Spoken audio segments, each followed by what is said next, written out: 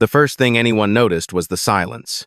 A carbon-gray electric hypercar, low as a shadow, glossy as wet stone, sat dead at the mouth of the Fort Pitt tunnel, like it had been dropped there on purpose.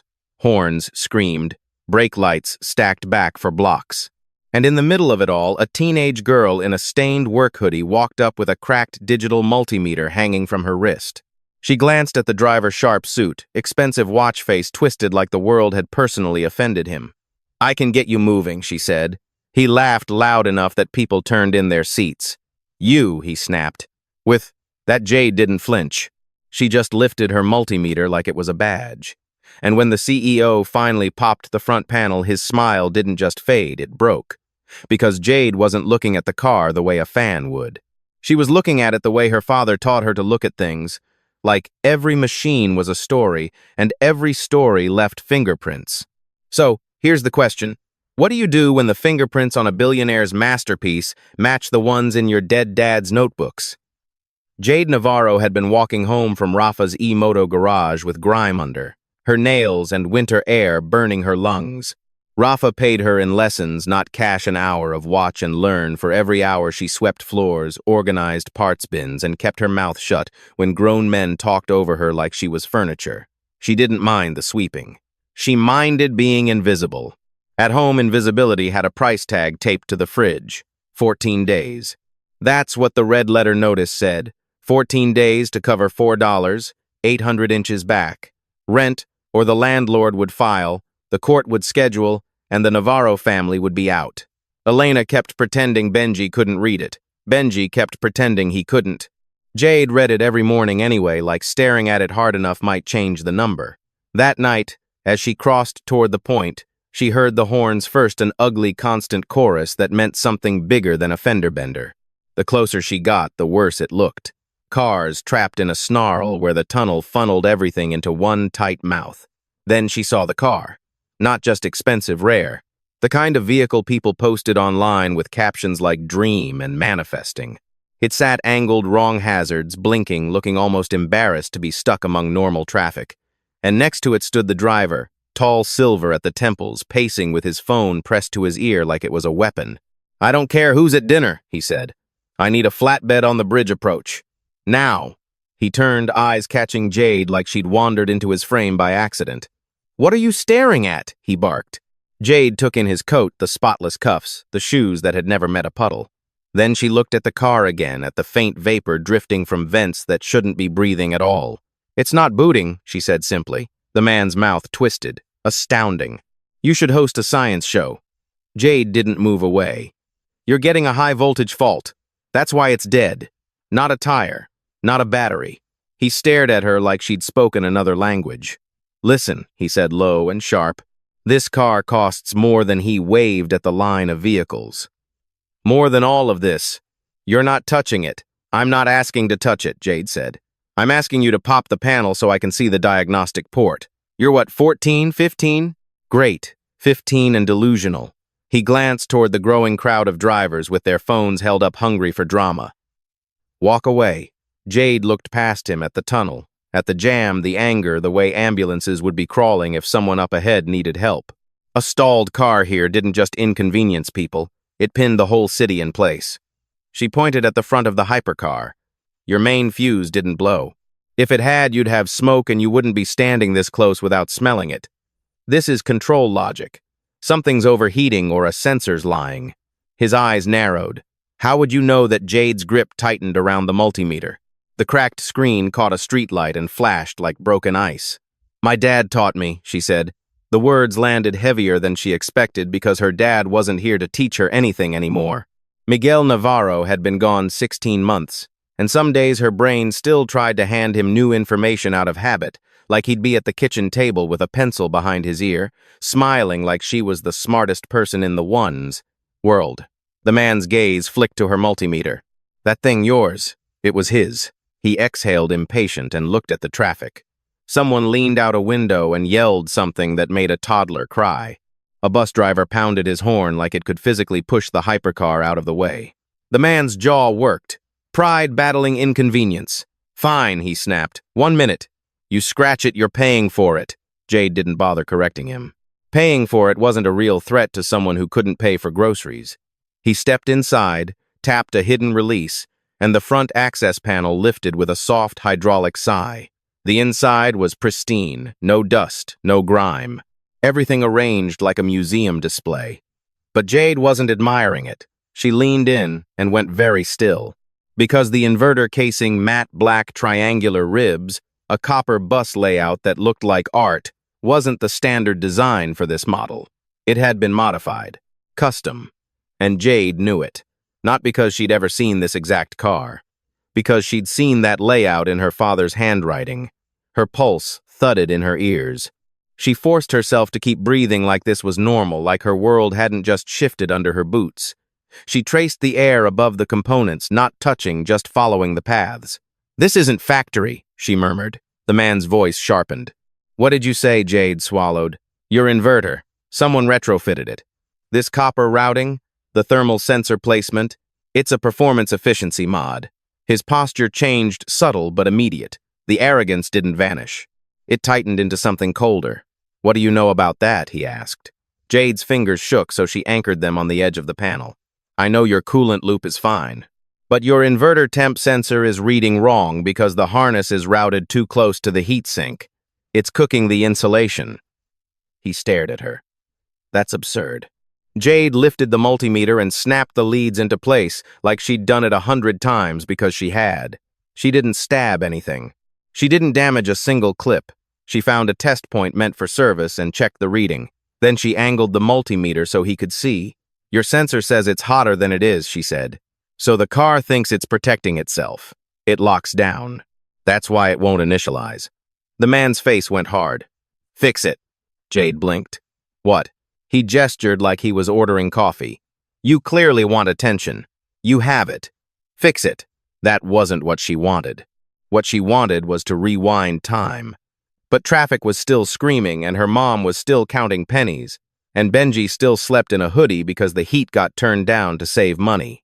Jade nodded once. "I can reroute the harness and insulate it temporarily," she said. "But I need something heat-resistant." The man looked around like the city should provide him with a solution. Jade turned toward the edge of the road. Near the barrier, someone had tossed a foil emergency blanket from a winter kit, crumpled, half-torn, shining under headlights. She jogged, grabbed it, and came back. The CEO made a sound of disgust. "You are not putting trash in my—" "It's foil and polymer," Jade cut in voice steady. "It's literally designed to reflect heat, unless you'd like to sit here until midnight." He opened his mouth. Then he shut it. Jade worked fast. She didn't rush. There was a difference. Her dad used to say that speed without control was just panic with better marketing. She wrapped the vulnerable section, secured it with a zip tie from her pocket, and gently rerouted the harness away from the heatsink pad. She used the emergency blanket as a reflector, folded tight, clipped into a spot that wouldn't vibrate loose. Her hands moved like they belonged there. Around them, the honking faded into a low, restless murmur. People stopped yelling. They started watching. A guy in a pickup leaned out and called, "Yo, let her cook." A woman in a sedan whispered, "That kid's going to save all of us." Jade stepped back and nodded toward the driver's seat. "Try it," she said. The CEO climbed in like he didn't believe the laws of physics applied to him. He pressed the start sequence. For a beat, nothing happened. Then the dash woke up clean, bright, alive. The car's systems chimed like a restrained orchestra. The drive unit engaged with a soft hum that sounded almost smug. The crowd reacted like a game-winning shot. Cheering, clapping, a few startled laughs from people who couldn't believe they'd just watched a teenager revive a machine worth more than their houses. Jade let out the breath she'd been holding. The CEO got out slowly, looking at her like she'd just stepped out of a different reality. "What's your name?" he asked. "Jade," she said. Then, because her last name felt like armor, she added Navarro. He nodded once as if filing it away. And then, like his mouth ran before his conscience, he said, "You just fixed a Kessler pulse drive inverter." Jade's throat tightened.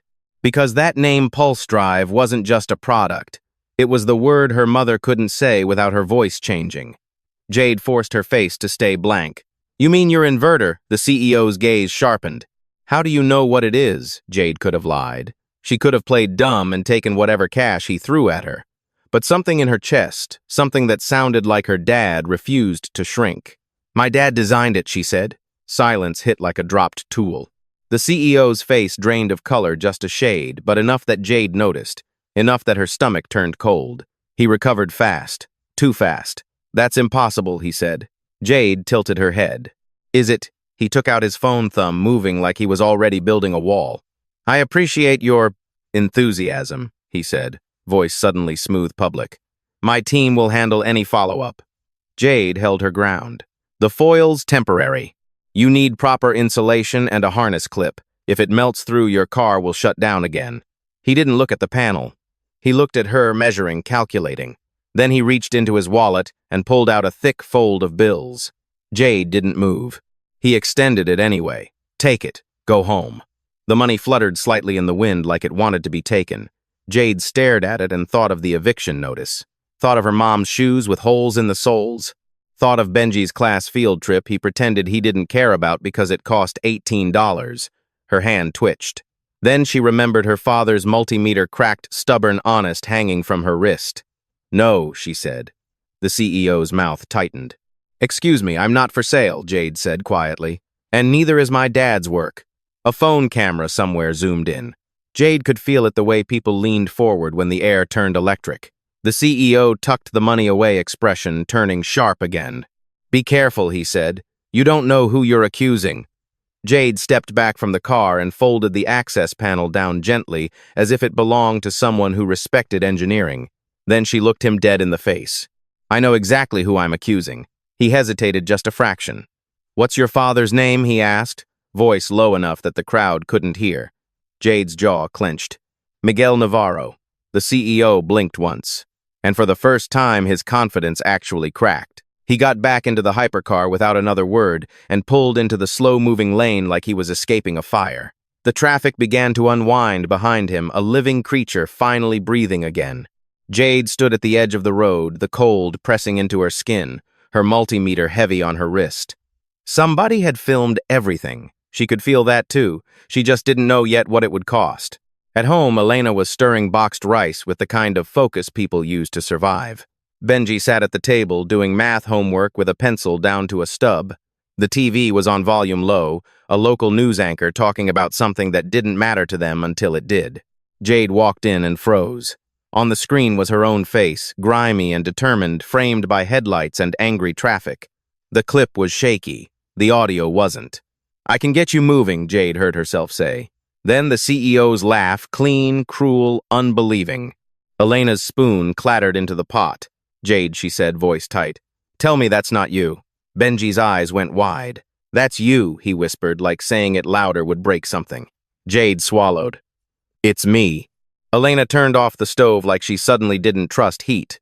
She walked over, took Jade's wrist gently, and stared at the cracked multimeter. "You used his meter," Elena said. Jade nodded. "Mom, pulse drive." He said it. He called it Kessler pulse drive. Elena's face tightened like pain had muscle memory. "Where did you hear that name?" she asked, even though she already knew. Jade's voice came out steadier than she felt. "From the man whose car I fixed." Elena sat down slowly like her legs forgot how to hold her. "Graham Kessler," she whispered. Benji looked between them. "Who's that?" Elena didn't answer him at first. She looked at Jade, and in her eyes was the exhaustion of someone who'd fought a battle alone until it hollowed her out. "That's the company," Elena said finally. "That's the man." Jade's throat went tight. "Dad's old company." Elena nodded once. Miguel was their lead power systems engineer. He worked on everything. Her voice cracked. He worked until his hands shook from fatigue because he believed it mattered. Jade sat across from her, forcing herself to breathe. Elena's gaze flicked to the TV where the clip looped again, Jade leaning in, CEO scoffing the crowd watching. "How many views?" Jade asked. Benji leaned over the couch and read the corner of the screen like it was a scoreboard. 2 million. Elena closed her eyes. "It's going to get bigger," she said, not as a guess, as a fear. Jade glanced toward the fridge. 14 days. "Mom," she said softly, "did Dad invent pulse drive?" Elena's eyes opened. "Yes." The word hit like a door slamming. "He had notebooks." Elena continued, voice shaking.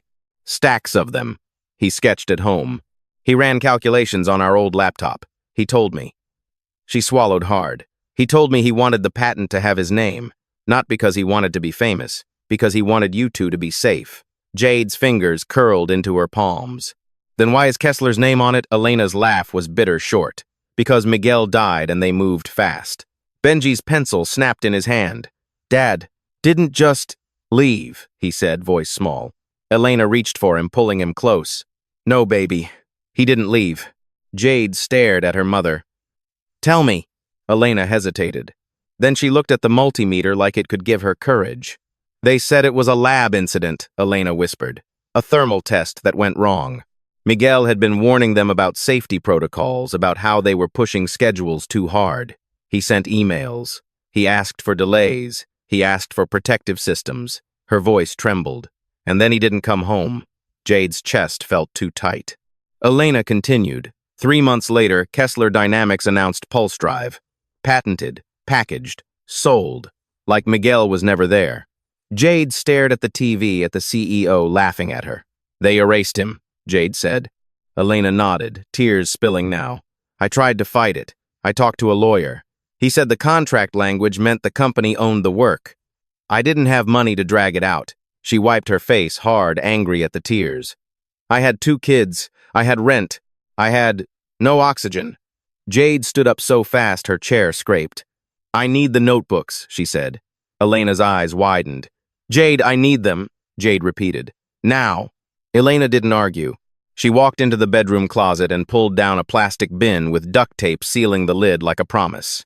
Jade opened it like she was afraid it would be empty. It wasn't.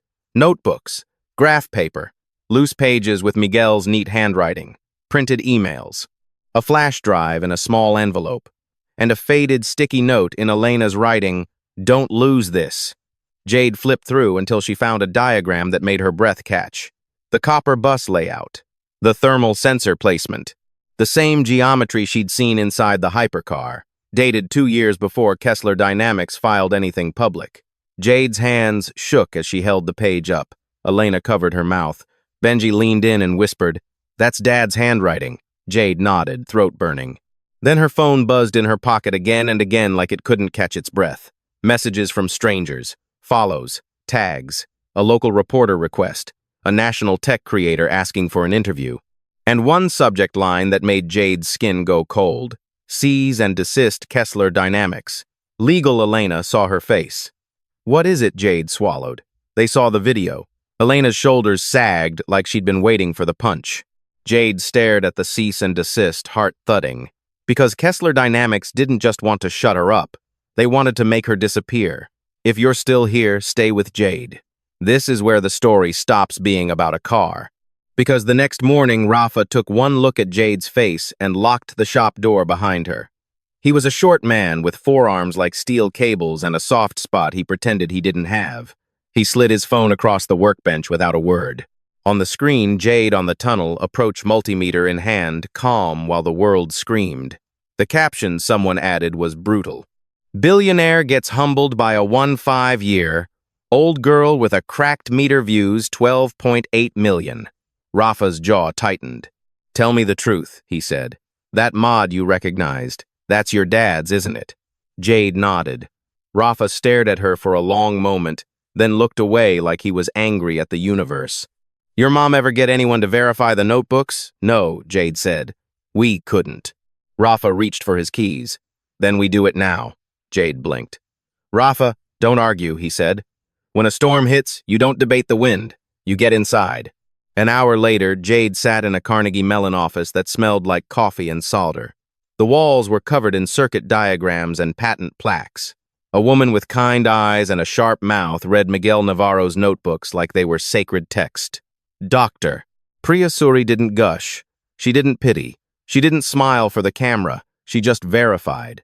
Page by page, date by date, schematic by schematic. Finally, she looked up at Jade. This is original work, Dr. Suri said. And it's not just original, it's foundational. Your father's design choices show up in the commercial pulse drive architecture. The thermal sensor routing alone is a signature. Jade's throat tightened. So you can say it. Out loud. Dr. Suri nodded once. I can testify. Under oath. Elena, sitting beside Jade, let out a sound that was half relief, half grief. Dr. Suri's gaze sharpened. "But you need counsel," she said. "Real counsel. Corporations don't lose because they're wrong. They lose because someone finally makes it expensive to stay wrong."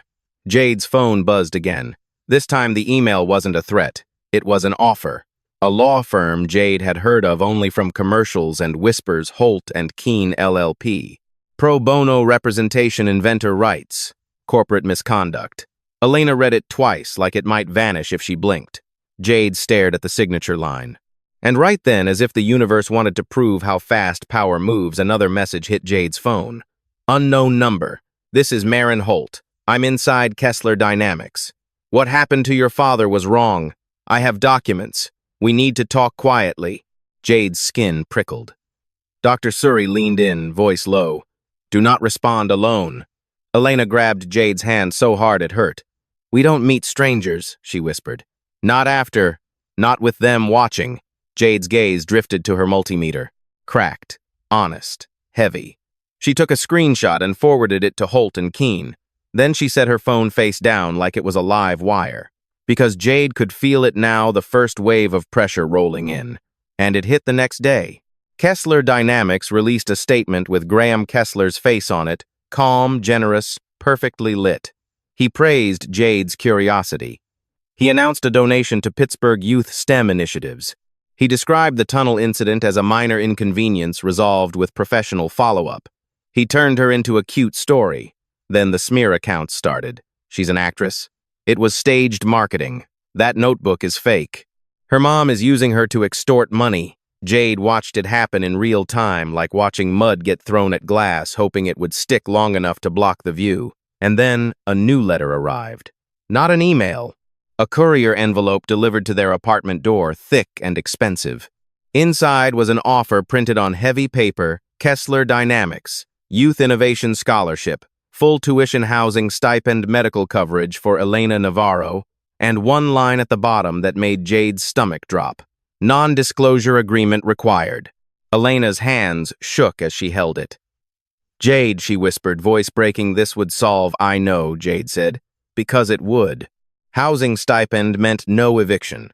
Medical coverage meant Elena wouldn't skip her own appointments. Full tuition meant Jade could stop pretending college was a fantasy for other kids.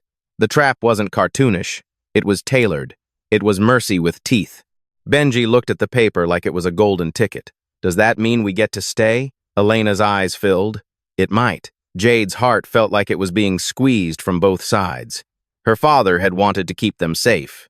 And right now, safety was being offered in exchange for silence. That night, Jade lay awake in the living room multimeter, resting on her stomach like a weight. She stared at the cracks in the screen and thought about Miguel's hands, how careful they were, how steady. A message buzzed on her phone. From Holt and Keene. "We strongly advise you do not sign anything. We can negotiate from a position of strength. Also, your insider is real. Marin Holt just contacted us directly." Jade stared at the ceiling. Benji breathed softly in his sleep across the room. Elena sat at the kitchen table with her head in her hands, trying to be strong without breaking. Jade got up, walked over, and placed the multimeter on the table between them. Elena looked up. Jade's voice was quiet. "If I sign, that Dad disappears forever." Elena swallowed hard. "If you don't, they might make our lives hell." Jade nodded. "They already are." Elena stared at the multimeter like it was Miguel himself speaking. Then she reached across the table and covered Jade's hand with hers. "We fight smart," Elena whispered. "We don't let them buy our grief." Jade exhaled, shaking. "Okay." And the second wave of pressure began the moment Kessler Dynamics realized the NDA wasn't working. A private investigator happened to show up at Rafa's garage asking questions. A school administrator pulled Jade aside and warned her about disruptions. A fake article circulated claiming Jade had been arrested for theft, complete lie, but the headline traveled faster than truth. Then Holt and Keene called with a new detail. Marin Holt, the insider, had sent files. Not rumors, not feelings, receipts, meeting notes, where Miguel's name was crossed out and replaced with KD engineering team. Safety memos flagged urgent that were dismissed as schedule risk.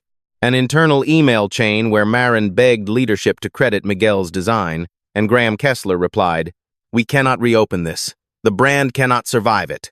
Jade read that line 3 times. Because it wasn't just denial, it was confession disguised as business. Holt and Keene moved fast. They filed. They petitioned. They prepared Dr. Suri's testimony. They requested an injunction on future licensing revenue tied to Pulse Drive until Origin was adjudicated. And then they got an invitation. Kessler Dynamics was hosting a high-profile innovation gala at the Carnegie Museum, the kind with donors and politicians and glossy magazines. Graham Kessler was scheduled to receive a Visionary in Clean Mobility Award on stage. Holt and Keene's lead attorney, a woman named Simone Keene, with a voice like polished steel, looked at Jade and said, "He wants a stage. He's always wanted a stage." Jade's stomach twisted. "So we give him one."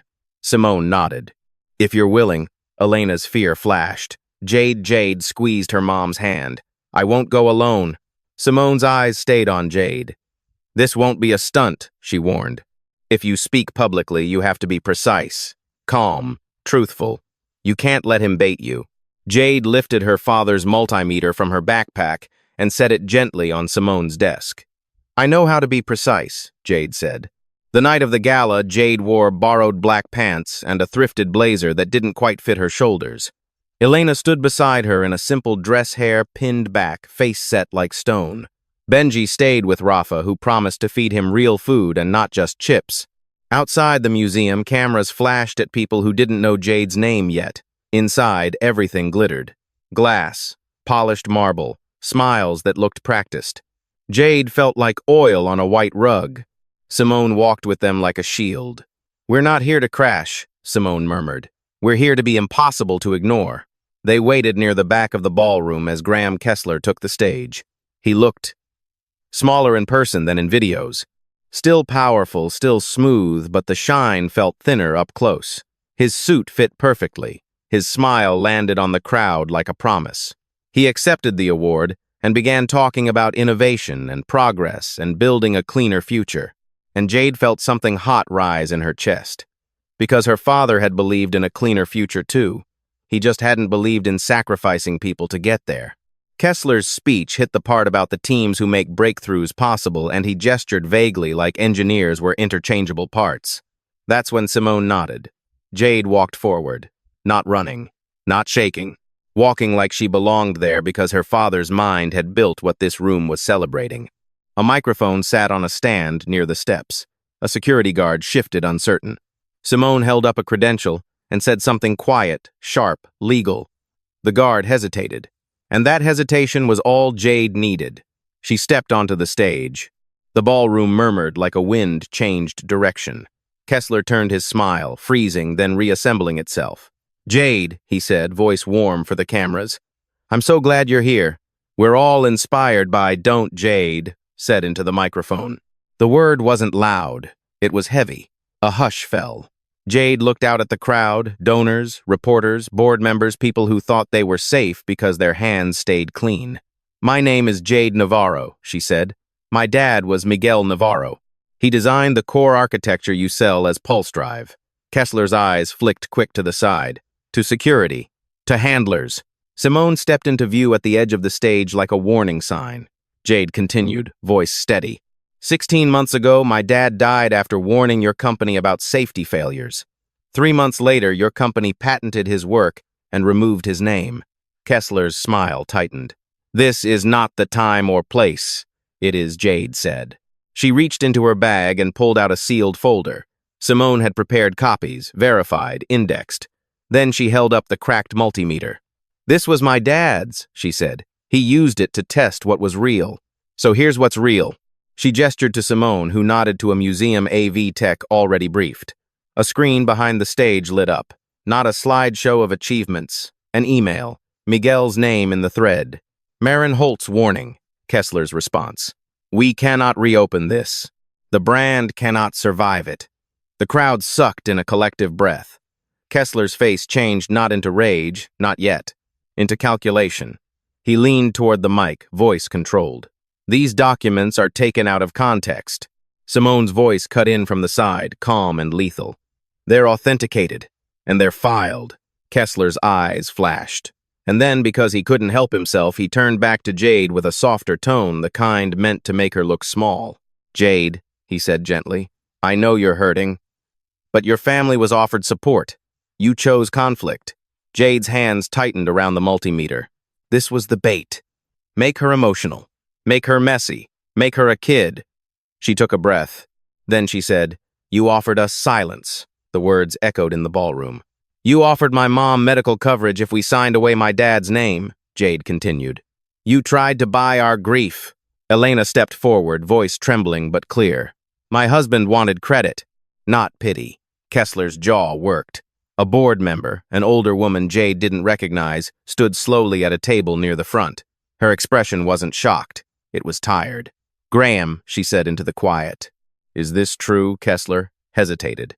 And in that hesitation, Jade saw at the exact moment a powerful man realized the room wasn't his anymore. He opened his mouth, closed it, then tried again. "We will address this through appropriate channels."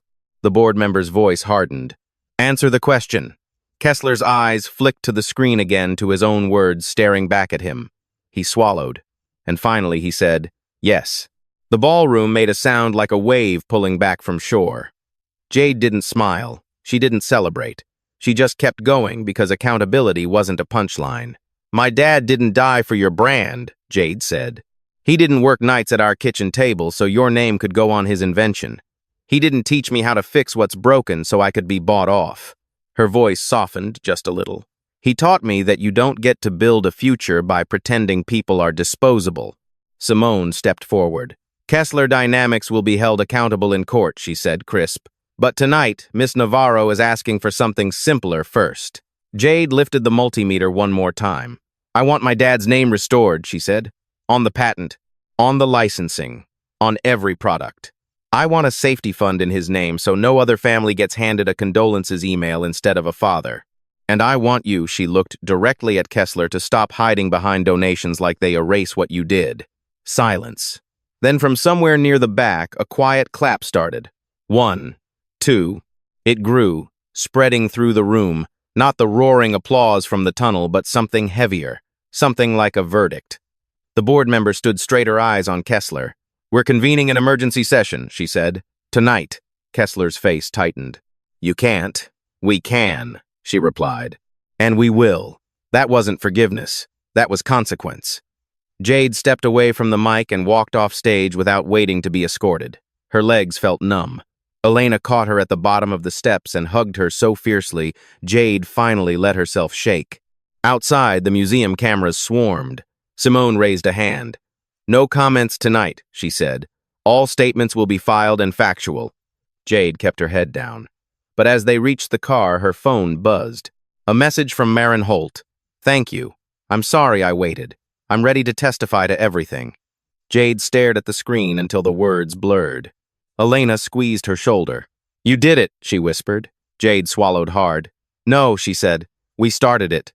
3 weeks later, the settlement wasn't delivered like a miracle. It came like a negotiated surrender. Not because Graham Kessler suddenly grew a conscience, because the math changed. The board wanted to survive. The brand wanted to survive. And now the truth was too expensive to bury. In the final agreement, Miguel Navarro's name was restored publicly across patents and licensing documentation. A compensation fund was established for his estate. A safety endowment was created, monitored by an independent committee that included Dr. Suri. Graham Kessler didn't get to hand Jade a folder and play the redeemed villain. He resigned under pressure. The board member, her name was Lenora Price, announced it herself at a press conference, voice steady, eyes direct. "Accountability isn't optional," Lenora said. "Not when people's lives are involved." That was the moral verdict delivered not by Jade, not by a courtroom alone, but by the very system that had protected him, finally refusing to. When the reporters asked about Jade, Lenora didn't call her inspirational. She called her accurate. At home, the eviction notice came down from the fridge. Elena cried in the kitchen for a long time, not because money fixed everything, but because breathing without panic felt unfamiliar. Benji asked if this meant they were rich. Jade ruffled his hair. "It means you get to be a kid without worrying about grown-up stuff," she said. Benji frowned, suspicious. "Do I still have to do homework?" Jade's laugh surprised her. It came out real. Absolutely. If you want one more twist, here it is. A month after the settlement, a small package arrived with no return address. Inside was a new multimeter, top of the line, still smelling like factory plastic. And taped to it was a note in careful handwriting. Keep the cracked one. It tells the truth. P.S. You made the city move. Don't stop. Jade stared at it for a long time. Then, she went into her room, opened her dad's bin, and placed the new meter beside the old one, like a reminder that tools can multiply, but integrity doesn't. On Saturdays, Jade started helping Rafa run a free workshop for neighborhood kids' basic electronics, safe wiring, how to read a circuit diagram without feeling dumb. She didn't call it a program. She didn't put her name on it. She hung one sign above the workbench, "If it's broken, we learn." Benji came, sometimes sleeves rolled up, trying to look serious while he handed out screwdrivers. One afternoon, a kid about 9 years old stared at Jade's cracked multimeter and asked, "Why don't you use the new one?" Jade looked at the spider-webbed screen and felt her father's presence in the weight of it. "This one," she said, tapping it lightly, "belonged to somebody who never lied to himself." The kid blinked. "Did he fix cars?" Jade smiled, small and steady. "He fixed systems, and when he couldn't fix them fast enough, he taught me how to try." The kid nodded like that made perfect sense. Because kids still believe problems can be solved. That's what adults forget, until a teenager in a stained hoodie walks into gridlocked traffic, lifts a cracked multimeter, and reminds a whole city what truth looks like. And some as proof that you can't buy silence forever, not when the person you underestimated refuses to stay invisible. If you followed Jade this far, you already know why that matters. Because broken things don't fix themselves. Someone has to show up hands dirty, heart steady, and decide the truth is worth the fight.